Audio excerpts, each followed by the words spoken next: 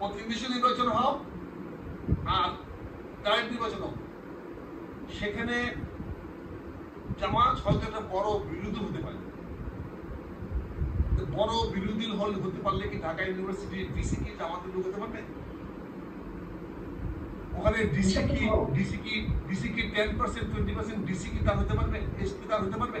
Police office হতে পারবে? ঢাকার মেট্রোপলিটন কমিশনার কি যে হতে পারবে?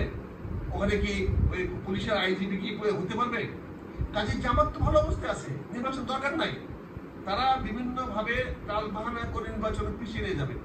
এখন যে প্রোটোকল যারা পাচ্ছে জামাতের নেতারা, এটা কি সরকারের মন্ত্রীর চেয়ে কম পাচ্ছে? কম সুযোগ সুবিধা পাচ্ছে? তাদের টিএডি হতে পারছে না, টিএডি দরকার নাই, তাদের এনাফ ফান্ড আছে। কিন্তু এখানে তারা সবাই ঐক্যবদ্ধ বিএনপিকে ঠেকাও, বিএনপিকে ঠেকানোর জন্য তারা রাজনীতি করছে।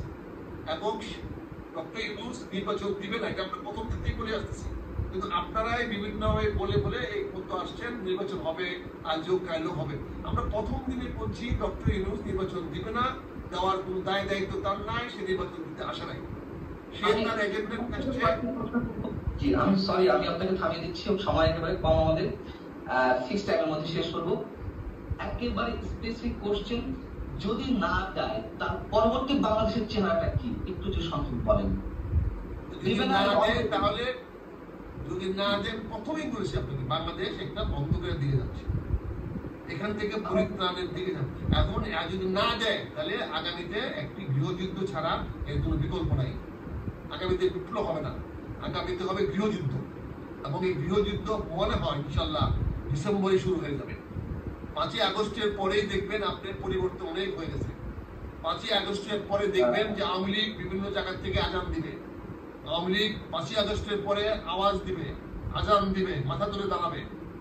আওয়ামী লীগ সেই প্রস্তুতি নিচ্ছে এবং আমার মনে হয় নেওয়া উচিত। আওয়ামী লীগ এখন আর বসে বসে মনে হয় মার খাবে না। আওয়ামী লীগ মনে হয় তৈরি হচ্ছে। প্রস্তুতি নেওয়া উচিত, এই জন্য নেওয়া উচিত যে তারা আওয়ামী লীগকে পতন করতে গিয়ে তার মুক্তিযুদ্ধকে ধ্বংস করার চেষ্টা করতেছে। এখন আওয়ামী লীগকে মুক্তিযুদ্ধের সমর্থক করে তোলা হচ্ছে। আওয়ামী লীগ মানে মুক্তিযুদ্ধ না আওয়ামী লীগ।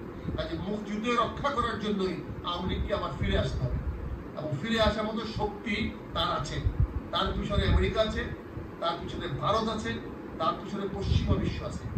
যদি তারা দেখে আমেরিকা নাকি ডক্টর ইউনূস সরকারের পক্ষে, কেন থাকবে সরকার? সে হলো বাইডেনের লোক, কেন থাকবে? কোন দল থাকবে? সে হলো ডেমোক্রেটদের লোক।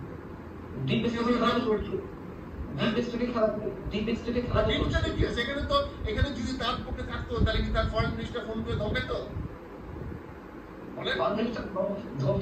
আমরা তো জানি না, আমি তো জানি ধমকাইছে, অস্বীকার করো ধমকায় নাই।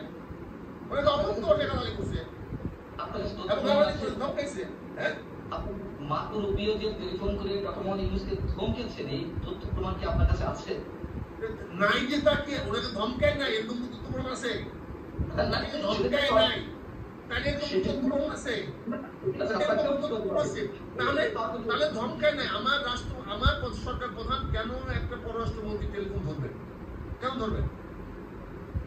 টেলিফোন করে যদি গালাগালি করেন নাই, তাহলে তিনি ওই টেলিফোন করে গালাগালি করেন নাই, তাহলে এর প্রমাণ কি? আপনি ধরলেন কেন তাকে?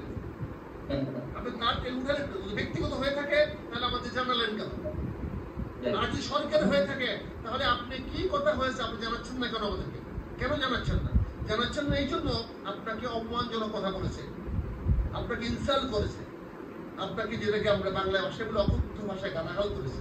এই জন্য আপনি আমাদেরকে জানাচ্ছেন না। এটাই তো তথ্য প্রমাণ। এর বিকল্প আপনি বলেন। আমি তো বলছি, আমি তো প্রকাশ করলাম যে এর ছাড়া কি? আমি তো আপনার তথ্য প্রমাণ দিলাম, কিন্তু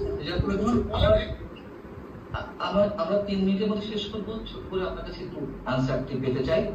আপনি যে সবচেয়ে স্পর্শকাতর বিষয়টির কথা বললেন আমাদের অস্তিত্বের জায়গা থেকে, যে এই সরকার মুক্তিযুদ্ধকে বিতর্কিত করতে চাইছে, ইতিহাস দান করে দিতে চাইছে, এবং আবারও সরকারের তথ্য এবং সম্প্রচার উপদেষ্টা শুক্রবার তার ফেসবুকে একটি দীর্ঘ স্ট্যাটাস দিয়েছেন।